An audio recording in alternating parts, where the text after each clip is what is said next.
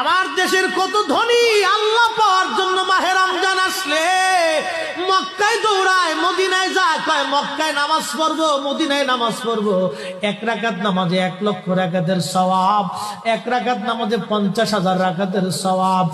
উমরা করে মক্কায় কাটায় সময় মদিনায় কাটায়, মক্কায় কোরআন খতম দিতে চায়, মদিনায় কোরআন খতম দিতে চায়।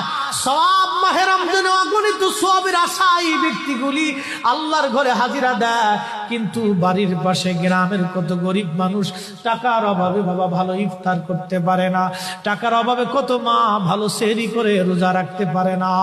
এই ধনীরা এই গরিব মানুষের ঘরে খাবার না দিয়ে আল্লাহরে পাওয়ার জন্য মক্কা মদিনায় দৌড়ায়। আল্লাহ ডাক দেখো, বান্দা একবার মরে দেখ, কায়দা মতো জুতা দিয়ে পিটামো, আমার বান্দারা না খেয়ে ইফতার করবে, আর তুই আল্লাহ পাওয়ার জন্য মক্কায় আইছো, এমন আল্লাহ আমি ধরা দেব না। কথা বলেন ঠিক না?